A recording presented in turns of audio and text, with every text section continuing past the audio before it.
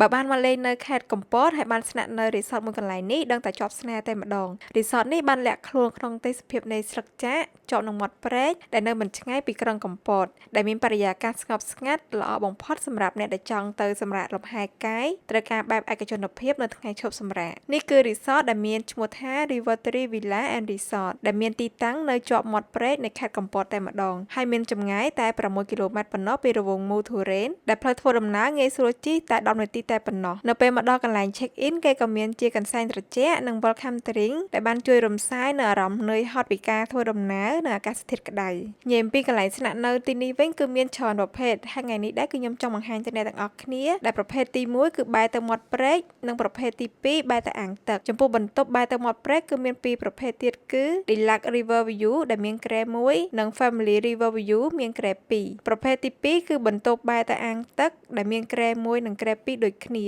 គឺ Deluxe Pool View និង Family Pool View ក្រៅពីនេះគេក៏មានជាប្រភេទ Villa Suite Riverfront View និង Suite Private Pool Villa ដែលខ្ញុំជាប់ចិត្តជាងគេតើឥឡូវយើងចូលទៅមើលនៅក្នុងបន្ទប់វិញម្ដងថាមានអីគេខ្លះនៅក្នុងបន្ទប់ Deluxe River View គឺបន្ទប់ធំទូលាយរៀបចំបានស្អាតហើយមានអនាម័យនៅក្នុងបន្ទប់គឺមានដូចជាទឹកកាហ្វេ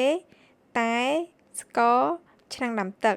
ហើយនេះគឺជាទូដែកនិងទូទឹកកកដែលមានភេសជ្ជៈនៅខាងក្នុងចំណែកឯបន្ទប់ទឹកវិញគឺស្អាតមានអនាម័យមានកន្សែងជូតខ្លួនកន្សែងជូតមុខសាប៊ូដកខ្លួនសាប៊ូកក់សក់ម៉ាស៊ីនផ្លុំសក់ទូសម្លៀកបំពាក់ដែលមានកៅអៅមានស្បែកជើងទេសភាពនៅខាងក្រៅវិញគឺស្អាតដែលយើងអាចមើលឃើញនៅធម្មជាតិតាមមាត់ព្រែកមានខ្យល់អាកាសបរិសុទ្ធនិងស្ងប់ស្ងាត់ដែលរក្សានៅឯកជនភាពសម្រាប់ Family River View វិញគឺមានសម្ភារៈដូចគ្នាតែខុសត្រង់ថាមានបន្ថែមនៅគ្រែមួយទៀតសម្រាប់សមាជិកគ្រួសារខ្នាតតូចចូលមកដល់ Deluxe Pool View និង Family Pool View វិញក៏មានសម្ភារៈដូចគ្នាតែខុសត្រង់ថាបន្ទប់គឺបែរទៅអាងទឹកឥឡូវចូលមកដល់ Villa វិញម្ដងគឺ Villa Suite Riverfront Viewដែលវីឡានេះមានបន្ថែមនៅផ្ទះបាយនិងតុញ៉ាំអាហារដែលមានភាពងាយស្រួលក្នុងការរៀបចំអាហារដោយខ្លួនឯងតើឥឡូវមកមើលវីឡាដែលខ្ញុំជាប់ចិត្តជាងគេគឺ Suite Private Pool Villa ជាប្រភេទវីឡា Deluxe ដែលជាប់ទេសភាពមាត់ព្រែកមានសាឡុងមួយសម្រាប់អង្គុយមើលទេសភាពហើយបើថតរូបវិញគឺលយហ្មងពិសេសជាងនេះគឺមានអាងហែលទឹកបែបឯកជនដែលយើងអាចងូតទឹកបណ្ដើរមើលទេសភាពបណ្ដើរជាប់នឹងមាត់ព្រែកតែម្ដង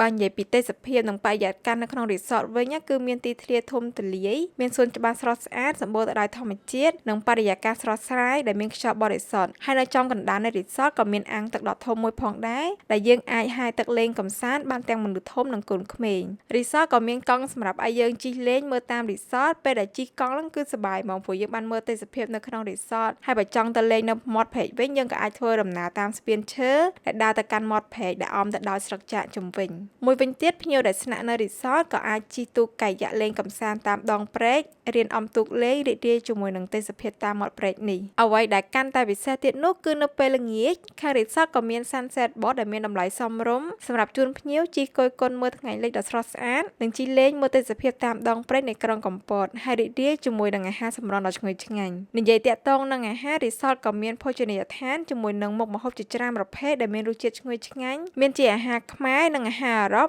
ហើយលើកនេះគឺពួកខ្ញុំបានកំងនៅអាម៉ុកសម្លកកូរនិងក្រូចបំពងនិយាយទៅរសជាតិគឺឆ្ងាញ់សាហាវហ្មងខ្ញុំឲ្យ rate ចុងភៅនៅរីសតនេះគឺ10លើ10ហ្មងបញ្ជាក់រកការស្នាក់នៅគ្រប់បន្ទប់ទាំងអស់នៅរីសតគឺមាន free breakfast សម្រាប់គ្រប់ភ្ញៀវទាំងអស់ងាយស្រួលដែលអត់ពិបាកទៅខាងក្រៅអញ្ចឹងគឺយើងអាចកំង breakfast ញ៉ាំបានសម្រាប់អ្នកដែលមកលេងនៅខេត្តកំពតហើយកំពុងស្វែងរកកន្លែងស្នាក់នៅស្អាតមានផាសុកភាពបរិយាកាសស្ងប់ស្ងាត់នៅក្បែរក្រុងមានអាងហែលទឹកមានសួនច្បារធំទូលាយអាចស្នាក់នៅ Rivertree Villa and Resort នេះបានធានាថាអត់ខកបំណងទេហើយខ្ញុំនឹងដាក់ Google Map របស់ Resort នៅលើ description នៃវីដេអូនេះហើយនេះគឺជា page លេខទូរស័ព្ទនិង Telegram សម្រាប់ទំនាក់ទំនងរកការកក់បន្ទប់ទាំងអរគុណអ្នកទាំងអស់គ្នាដែលបានមើលវីដេអូនេះបាយបាយ